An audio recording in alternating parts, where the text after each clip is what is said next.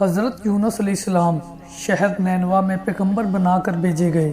آپ لوگوں کو ہدایت کرتے، نیکی کی طرف بلاتے، برے کاموں سے روکتے تھے۔ آپ علیہ السلام قوم سمود کی طرف بھیجے گئے۔ اس قوم کے لوگ بتوں کی پوجا کرتے تھے۔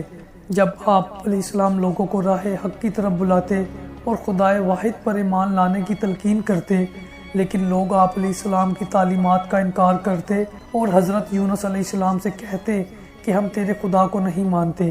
اس پر آپ فرماتے کہ خدا کے عذاب سے ڈرو جو بہت سخت عذاب ہے۔ لوگ آپ علیہ السلام کی باتیں سن کر آپ علیہ السلام کا مذاق اڑاتے اور آپ علیہ السلام کی راہ میں رکاوٹیں کھڑی کرتے۔ آپ علیہ السلام نے قوم سمود کو راہ راست پر لانے کی بہت کوشش کی، لیکن بھٹکی ہوئی قوم پر آپ علیہ السلام کی نصیحت کا کوئی اثر نہ ہوا۔ آپ علیہ السلام کو یقین ہو گیا کہ یہ لوگ خدا پر ایمان نہیں لائیں گے۔ آپ علیہ السلام مایوس ہو گئے۔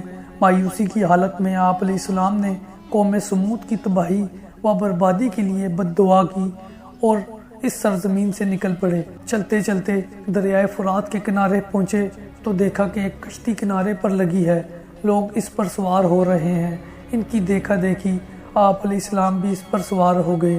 جنہیں جانا تھا وہ سب سوار ہو چکے، کشتی لوگوں سے بھر چکی۔ اس کے بعد کشتی اپنی منزل کی طرف روانہ ہوئی۔ سمندر پر سکون تھا، آسمان بھی صاف تھا، مسافر اطمینان سے بیٹھے ہوئے تھے۔ جب کشتی بیچ سمندر میں پہنچی تو دیکھا کہ آسمان پر سیاہ بادل اٹھ رہے ہیں، پھر ہوائیں چلنے لگی۔ ہوا اچانک طوفان کی شکل اختیار کر گئی۔ سمندر میں کشتی ڈگمگانے لگی، سمندر کی لہریں اوپر نیچے ہونے لگی، بارش بھی شروع ہو گئی۔ طوفان کے جھٹکوں اور پانی کے تھپیڑوں سے کشتی کے ڈوبنے کا اندیشہ پیدا ہو گیا۔ کشتی میں بیٹھے ہوئے مسافروں میں سے ایک نے کہا کہ معلوم ہوتا ہے کہ کشتی میں کوئی ایسا شخص بھی سوار ہے جس سے کوئی بڑی غلطی سرزد ہو گئی ہے۔ جب تک ایسے شخص کو کشتی سے نہ نکالا جائے کشتی کا صحیح سلامت رہنا محال ہے۔ وہ شخص کون ہے یہ بتانا مشکل ہے جب تک کہ وہ خود کو پیش نہ کرے۔ اس پر حضرت یونس علیہ السلام کھڑے ہو گئے اور کہا کہ میں ہی ہوں جس سے بڑی غلطی سرزد ہو گئی۔ مجھے کشتی سے نکال دیا جائے تو آئی ہوئی مصیبت ٹل سکتی ہے۔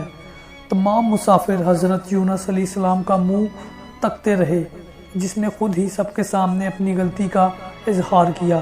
پھر سب نے ایک زبان ہو کر کہا کہ یہ شخص تو فرشتہ صفت ہے، انسان معلوم ہوتا ہے، ہم کسی حال میں اسے کشتی سے نہیں نکال سکتے۔ مسافروں میں سے ایک نے تجویز پیش کی کہ قرآن دازی کی جائے، جس کا نام پرچی میں نکلے گا وہی سزا کا مستحق ہوگا، ہم اسے کشتی سے نکال دیں گے۔ چنانچہ قرہ ڈالا گیا، پرچی میں یونس علیہ السلام کا نام نکلا۔ اس عمل سے لوگوں کو اطمینان نہیں ہوا۔ پھر قرہ ڈالا گیا تو یونس علیہ السلام کا ہی نام نکلا۔ اس طرح یہ عمل بار بار دہرایا گیا، ہر بار یہی ہوا۔ حضرت یونس علیہ السلام نے کہا کہ میں اپنے رب کا نافرمان ہوں، خدا کا حکم بھی یہی ہے، مجھے دریا میں ڈال دو، تمام مسافروں کی جان بچ جائے گی۔ حضرت یونس علیہ السلام نے کشتی کے مسافروں سے اور ملا سے بار بار کہا کہ وہ کشتی سے چھلانگ لگانے کے لیے تیار ہیں، اس لیے کہ میں نے اللہ کے حکم کا انتظار نہیں کیا۔ آخر کار کشتی کے مسافروں اور ملا نے مان لیا اور حضرت یونس علیہ السلام کو دریا میں پھینک دیا۔ دریا میں ایک مچھلی حضرت یونس علیہ السلام کی طرف بڑھی اور ان کو نگل گئی۔ اللہ نے مچھلی سے کہا کہ یہ تیری خوراک نہیں، یہ تیرے پیٹ میں امانت ہے جسے واپس کرنا ہے۔ چنانچہ آپ علیہ السلام مچھلی کے پیٹ میں اندھیرے میں رہے، اللہ کا ذکر کرتے رہے اور معافی طلب کرتے رہے۔ آپ علیہ السلام پکار رہے تھے، اے اللہ تیرے سوا کوئی عبادت کے لائق نہیں، تو پاک ہے، بلا شبہ میں نے اپنے ہی نفس پر ظلم کیا، میں ظالموں میں سے ہوں۔ اللہ نے آپ علیہ السلام کی پکار سن لی۔ آپ علیہ السلام مچھلی کے پیٹ میں محفوظ رہے۔ مچھلی نے دریا کے کنارے پر آپ کو اگل دیا۔ جب آپ علیہ السلام مچھلی کے پیٹ سے باہر آئے تو بہت کمزور اور نڈھال تھے۔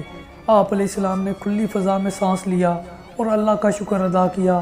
اللہ نے حضرت یونس علیہ السلام سے فرمایا، اگر تو مچھلی کے پیٹ میں میری پاکی بیان نہ کرتا تو نجات حاصل نہ کرتا۔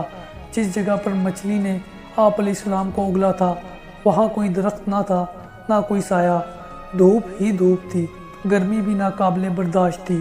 اللہ کے حکم سے وہاں ایک بیل دار پودا اگایا، پودے کی بیل سے یہ سایہ آ گیا۔